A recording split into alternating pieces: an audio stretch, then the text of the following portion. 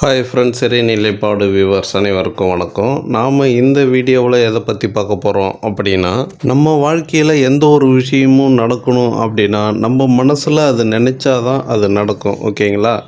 தானாக ஏதாவது நடக்கும் அப்படின்னு நம்ம நினச்சிக்கிட்டு இருந்தோம்னா எதுவுமே நடக்காது. காலம் போகிற போக்கில் நம்ம போவோம், நடக்கிறத நம்ம சமாளிச்சுக்கிட்டு போகும் அப்படின்னு நினச்சிக்கிட்டு வாழ்ந்துக்கிட்டு இருக்கோம் அப்படின்னா நிச்சயமாக வாழ்க்கையில் பெருசாக எந்த ஒரு மாற்றமும் வராது.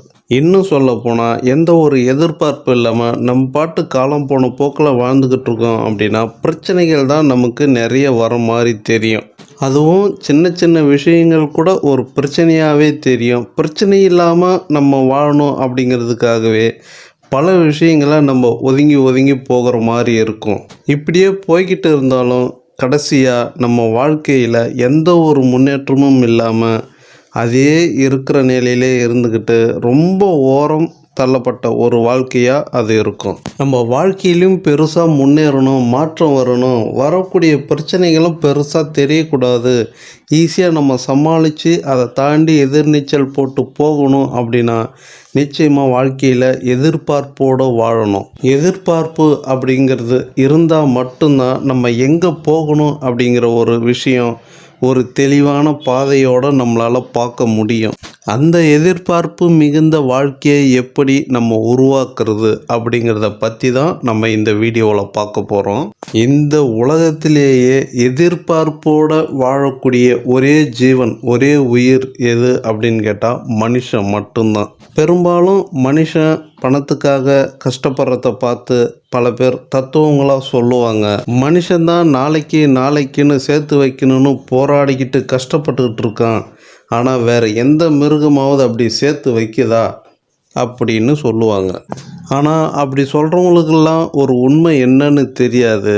ஒரு மனுஷன் சோறு சாப்பிட்ணும் அப்படின்னா 3 மாதத்துக்கு முன்னாடியே விதைச்சிருக்கணும்.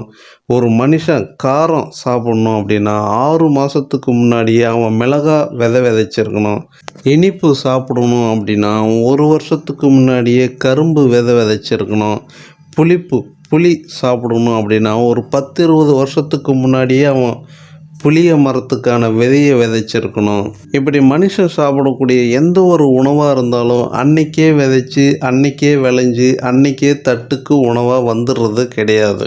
எந்த ஒரு உணவுப் பொருளை உருவாக்கணும் அப்படின்னாலும் ஒரு 3 மாதத்துலேருந்து குறைஞ்சபட்சம் 1 வருஷம் வரைக்குமாவது காத்திருக்க வேண்டியதாக இருக்கும். இதெல்லாம் எந்த ஒரு எதிர்பார்ப்பும் இருக்க வேண்டாம் அப்படின்னு தத்துவம் பேசிக்கிட்டு யாரும் இதெல்லாம் செய்யாமல் இருந்திருந்தா எல்லாருக்கும் உணவு எப்படி கிடைக்கும்னு கொஞ்சம் யோசித்து பாருங்கள். அது மட்டும் இல்லைங்க, நம்ம உடுத்தக்கூடிய உடை, வாகனம், வீடு இப்படின்னு நம்ம பயன்படுத்தக்கூடிய எந்த ஒரு பொருளுமே உடனடி ரெடிமேட் ப்ராசஸில் வர்றது இல்லைங்க. இதுக்கு முன்னாடி எவ்வளவோ நாட்கள், எவ்வளவோ காலங்கள், எவ்வளவோ மாதங்கள், வருடங்கள்லாம் டைம் எடுத்து தான் இதெல்லாம் உருவாக்கி நம்ம பயன்பாட்டுக்கு வருது. இன்னும் சொல்லப்போனால் எதிர்பார்ப்பு இல்லைன்னா நமக்கு ஒரு பிள்ளையே தேவையில்லைன்னு கூட நம்ம எடுத்துக்கலாம். அந்த மாதிரி நம்ம முன்னோர்கள், ஆதி மனிதர்கள் பல்லாயிரம் வருஷத்துக்கு முன்னாடி காட்டில் வாழ்ந்துக்கிட்டு இருக்கும்போது அவங்க யோசித்து நமக்கு குழந்தைகள்லாம் வேணாம், என்னத்துக்கு நம்மளை மாதிரி கஷ்டப்பட வேணாம், எதிர்பார்ப்பு வேணாம் அப்படின்னு முடிவு பண்ணியிருந்தா இப்போதைக்கு இந்த அளவுக்கு மனுஷன் கொஞ்சம் கொஞ்சமாக அறிவு வளர்ச்சி அடைஞ்சு எவ்வளோ பெரிய ஒரு விஞ்ஞான வளர்ச்சியில் நிற்கிற அளவுக்கு வந்திருக்குன்னா இந்த மாற்றம் என்னைக்காவது ஒரு நாள் நடக்கும் அப்படிங்கிற ஒரு எதிர்பார்ப்பில் தான் மனித இனம் போராடி கொஞ்சம் கொஞ்சமாக முன்னேறி இந்த அளவுக்கு வந்திருக்கு. அதனால் தயவு செஞ்சு எதிர்பார்ப்பு அற்ற வாழ்க்கையை ஒருபோதும் வாழாதீங்க. ஒவ்வொரு நாளும் இந்த வாழ்க்கையில் நீங்கள் எதையாவது அடையணும், எதையாவது சாதிக்கணும், நான் பிறந்ததுக்கான ஒரு அடையாளத்தை இந்த உலகத்தில் உருவாக்கணும் அப்படிங்கிற ஒரு எதிர்பார்ப்பு தீவிரமாக உங்கள் மனசில் வைங்க. அந்த எதிர்பார்ப்பு தான் உங்கள் வாழ்க்கை எனும் வண்டியை ஓட்டுறதுக்கான ஒரு எரிபொருள்னு நினச்சிக்கோங்க. நினைக்கிறதில்ல, அதுதான் உண்மை. ஒரு எதிர்பார்ப்பு இல்லைன்னா நிச்சயமாக அந்த இடத்த விட்டே நம்ம எங்கேயுமே போக மாட்டோம். ஓகேங்களா? ஒரு முன்னேற்றமும் இருக்காது. நம்ம எதையுமே செய்ய மாட்டோம், செய்யணும்னு தோணாது, ஏன்னா தேவையில்லை. எனக்கு எந்த எதிர்பார்ப்பும் இல்லை. அப்படின்னும் போது நான் எதை செய்வேன் அப்படிங்கிற எண்ணம் தான் வரும். ஒரு சிலர் சொல்லலாம், எனக்கு ஏங்க எதிர்பார்ப்பு இருக்கணும், எனக்கு தேவையான எல்லா விஷயங்களும் எல்லா சகல வசதிகளும் எங்கள் அப்பா அம்மா எனக்கு செஞ்சு வச்சுருக்காங்க, நான் எந்த ஒரு எதிர்பார்ப்பும் எனக்கு தேவையில்லையே, எனக்கு தேவையானது எல்லாமே நான் சொடகு போட்டால் என் முன்னாடி வந்து நிற்குமே, அப்படி இருக்கும்போது எனக்கு ஏன் எதிர்பார்ப்பு இருக்கணும் அப்படின்லாம் ஒரு சிலர் கேட்கலாம். அதாவது இருக்கப்பட்டவங்க ஒரு விஷயத்தை நல்லா புரிஞ்சுக்குங்க, இங்கே பிறக்கிற ஒவ்வொரு மனிதர்களுமே அடுத்த தலைமுறைக்கான வழிகாட்டி அப்படிங்கிறத ஒருபோதும் மறந்துடாதீங்க.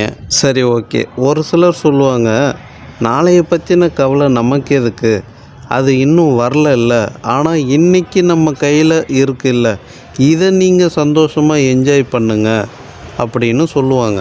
இந்த தத்துவம் ஒரு வகையில் நல்லதும் கூட, ஒரு வகையில் மிக மிக மோசமானதும் கூட. அது நல்லது எப்படி அப்படிங்கிறத பார்ப்போம். அதாவது நாளைய பற்றி கவலைப்படாதீங்க, இன்றைக்கி சந்தோஷமாக இருங்க அப்படிங்கிற தத்துவம் ஒரு நல்ல விஷயம். அது யாருக்குன்னா, நாளைய பற்றி கவலைப்பட்டுக்கிட்டு துன்பப்பட்டுக்கிட்டு துயரப்பட்டுக்கிட்டு அப்படியே வருத்தத்திலேயே கவலையிலேயே இப்படியே சில பேர் சூசைடு கூட பண்ணிக்கிறாங்க. சில பேர் நான் எதிர்பார்த்தது கிடைக்கல, அதனால் எனக்கு கவலையாக இருக்குது.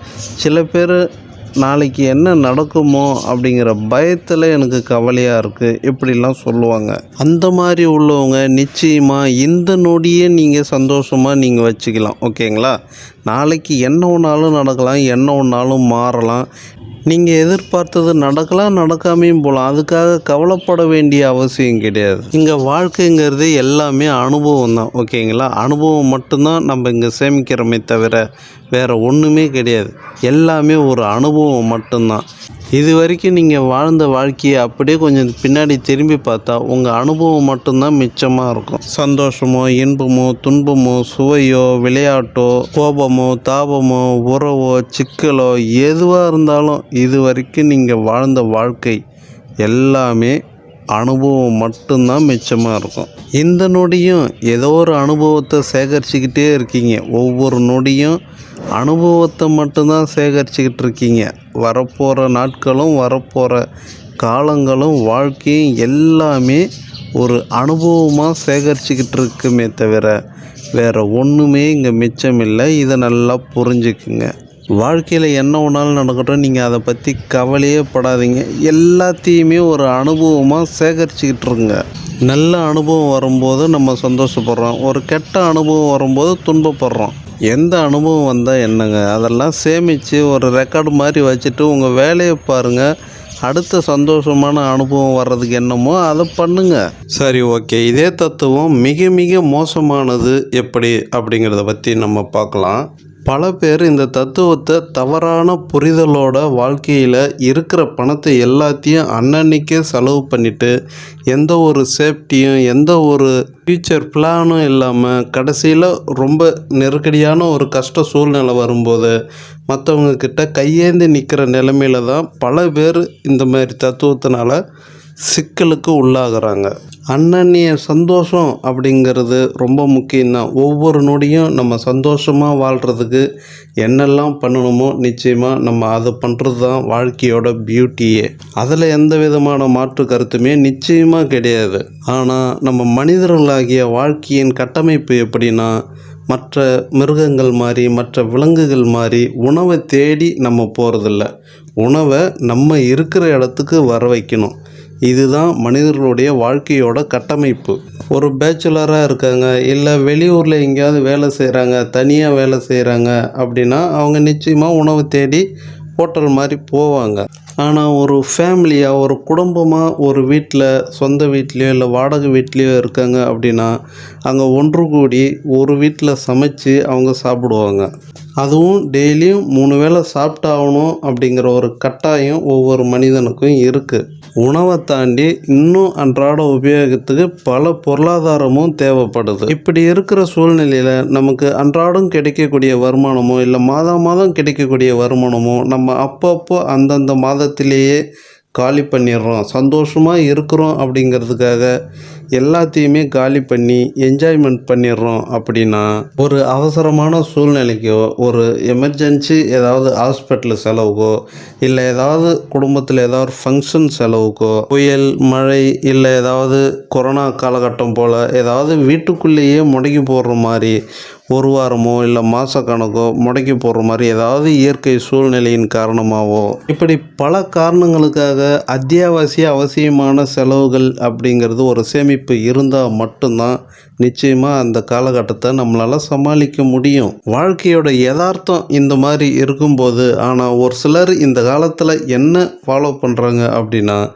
இந்த நொடி, இந்த நிமிடம், இந்த நாள் சந்தோஷமாக வாழ்ந்தால் போதும் அப்படின்னு மனசில் வச்சுக்கிட்டு இருக்கிறத எல்லாத்தையுமே இன்றைய நாள் சந்தோஷத்துக்காகவே எல்லாத்தையுமே செலவு பண்ணிடுறாங்க.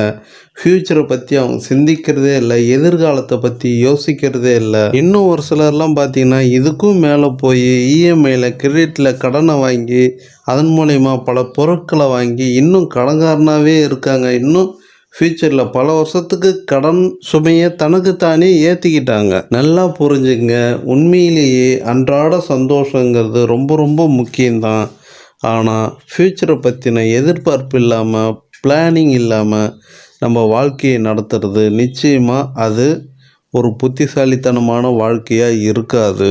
இதிலேருந்து நம்ம புரிஞ்சுக்க வேண்டியது என்ன அப்படின்னு கேட்டிங்கன்னா, எதிர்கால திட்டம்ங்கிறது நிச்சயமாக ஒவ்வொரு மனிதனுக்கும் இருக்கணும். அப்படி இருந்தால் மட்டும்தான் ஃப்யூச்சரில் எந்த ஒரு சூழ்நிலை வந்தாலும் கவலைப்படாமல் எல்லாத்தையும் திறமையாக அருமையாக சமாளித்து வெற்றிகரமான வாழ்க்கையை வாழ முடியும்.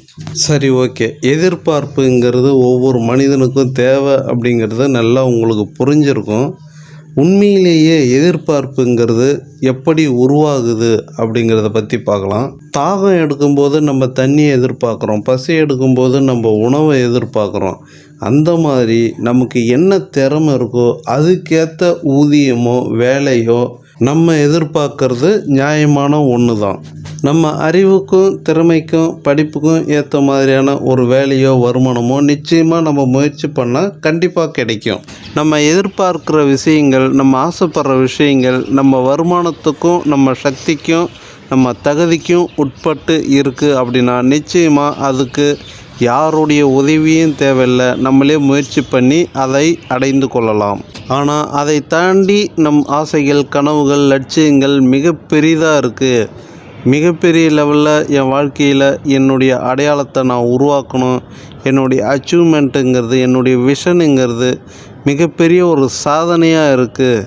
அந்த சாதனையை அடைய நான் வைராக்கியமாக மிக மன உறுதியோட, துடிப்போட, நம்பிக்கையோட நான் செயல்படுவேன் அப்படின்னு நீங்கள் இருக்கீங்க அப்படின்னா, இதுக்கப்புறம்தான் நமக்கு இந்த பிரபஞ்சத்தோட சக்தி நமக்கு தேவைப்படுது, இந்த பிரபஞ்சத்தோட உதவி நமக்கு தேவைப்படுது.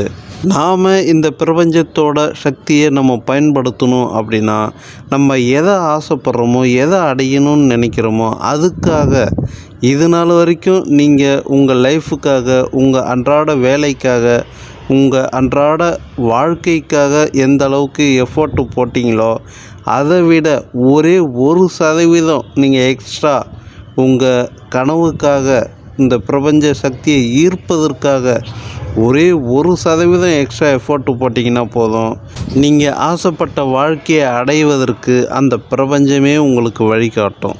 ஏன் எஃபோர்ட்டு போடணும் அப்படின்னா, நீங்கள் எந்த ஒரு விஷயத்தை பெருசாக நினச்சி அடையணும்னு நினைக்கிறீங்களோ அது பிரபஞ்சத்தால் தான் செய்ய முடியும்னு நீங்கள் நம்புகிறீங்களோ அந்த விஷயம் அடையணும் அப்படின்னா உணர்வுபூர்வமாக நீங்கள் அதை விரும்பி கேட்கணும். அப்போது அந்த உணர்வுபூர்வமாக கேட்குறதுக்கு நீங்கள் கொஞ்சம் நாளும் எஃபோர்ட்டு போட்டால் தான் அது உணர்வுபூர்வமாக கலக்கும். நீங்கள் உப்பை தனியாக சாப்பிட்டு பார்த்தா தான் அது உரப்பாக இருக்குது அப்படிங்கிறத உங்களால் உணர முடியும். நம்ம உணவோடு சேர்த்து சாப்பிடும்போது உப்போட டேஸ்ட்டு நம்ம தனியாக அதை உணர முடியாது. அதுபோல தான் நம்ம பிரபஞ்சத்து மூலிமா எதையாவது அடையணும் அப்படின்னு நம்ம நினைக்கும்போது, இல்லை முடிவு பண்ணும்போது, நம்ம அதற்கான முயற்சி ஏதாவது சிறிதளவேனும் எடுக்கணும். அப்படி எடுக்கும்போது தான் அந்த முயற்சியோட பிரபஞ்சம் கலந்துக்கும். ஓகேங்களா? அப்படி பிரபஞ்சம் வந்து கலந்துருச்சு அப்படின்னா நீங்கள் எடுக்கக்கூடிய முயற்சி உடனுடனே பலிக்கும், நடக்கும். நீங்கள் எதிர்பார்க்காத விதமாக நீங்கள் எதிர்பார்த்த விஷயம் சுலபமாக உங்கள் கைக்கு வரும். இந்த மிராக்கிள் செய்கிறது தான் பிரபஞ்சத்தோட பியூட்டியே. சரி, ஓகே ஃப்ரெண்ட்ஸ், நான் நிறைவாக சொல்ல வர விஷயம் என்ன அப்படின்னு கேட்டிங்கன்னா, உங்கள் வாழ்க்கையில் நீங்கள் என்னவா ஆகணும் அப்படிங்கிற ஒரு எதிர்பார்ப்பு, ஒரு லட்சியம், ஒரு கோல் நிச்சயமாக உங்கள் வாழ்க்கையில் வைங்க. உதாரணத்துக்கு நீங்கள் கலெக்டர் ஆகணும் அப்படின்னு ஆசைப்பட்றீங்க அப்படின்னா, நீங்கள் ஆல்ரெடி கலெக்டர் ஆகிட்டீங்க. உங்கள் ஊருக்குள்ளே நிறைய மரியாதை, உங்கள் சொந்தக்காரங்கள்லாம் நிறைய மரியாதை தராங்க. தினம் நிறைய பேர் வராங்க, மாலை மரியாதை அப்படின்னு உங்களுக்கு செலுத்துகிறாங்க. உங்கள் ஃப்ரெண்ட்ஸுங்க, கூட பிறந்தவங்க, உங்கள் நிறைய சொந்தக்காரங்க எல்லாம் உங்கள் பேரை சொல்லி ரொம்ப பெருமை அடைகிறாங்க, சந்தோஷம் அடைகிறாங்க அப்படின்லாம் கற்பனை பண்ணுங்கள். ஒரு விஷுவலேஷன் பண்ணுங்கள். உங்களை வச்சு நீங்களே அப்படி ஒரு படத்தை எடுத்து தினம் தினம் ஓட்டி பார்த்து ரசிங்க. இது கலெக்டர் மட்டும் இல்லை, டாக்டரு, போலீஸு, இராணுவ வீரர், இல்லை சினிமா நடிகர், அரசியல், நீங்கள் என்னவா ஆகணும், வெளிநாட்டுக்கு போகணுமா, எதை விரும்புகிறீங்க அதையெல்லாம் அடைஞ்சிட்ட மாதிரி உங்களுக்குள்ளவே ஒரு சினிமா காட்சி போல் ஓட்டி ஓட்டி உங்களை பார்த்து நீங்களே பெருமைப்பட்டு சந்தோஷம் அடைஞ்சு ரசித்து பாருங்கள். இப்படி நீங்கள் தினம் தினம் செய்ய உங்களை கொஞ்சமாக அந்த பாதையில் இழுத்துக்கிட்டு போவோம். அதை சார்ந்தவங்க உங்ககிட்ட பேசுவாங்க, அதற்கான ஐடியா தருவாங்க, யாராவது கொண்டு போய் சேர்த்து விடுவாங்க. ஓகேங்களா? பிரபஞ்சம் அதற்கான பாதையை உங்களுக்கு கொஞ்சமாக செதுக்கி உருவாக்கி தரும். நீங்கள் அந்த இடத்துக்கு போய் அடைஞ்சே தீருவீங்க. விதைக்கு வீரியம் இருந்துச்சுன்னா அது பாறை இடுக்குக்குள்ளே கூட முளைஞ்சி வெளியில் வந்து மரமாகும். உங்கள் மனசில் வீரியம் இருந்தால் போதும், உங்களுக்கு எவ்வளவு தடைகள் வந்தாலும் அதெல்லாம் தகர்த்தெறிஞ்சிட்டு நீங்கள் நினச்ச விஷயத்தை அடைஞ்சே தீருவீங்க. அந்த வீரியத்துக்கான விதையாக பிரபஞ்சத்தை மனசில் வச்சுக்குங்க. நிச்சயமாக நீங்கள் நினச்சதை அடைவீங்க. சரி, ஓகே ஃப்ரெண்ட்ஸ், இந்த வீடியோ பிடிச்சிருந்தால் லைக் பண்ணுங்கள், ஷேர் பண்ணுங்கள், சப்ஸ்கிரைப் பண்ணுங்கள். மீண்டும் நல்லதொரு தகவலோடு சந்திப்போம். மிக்க நன்றி.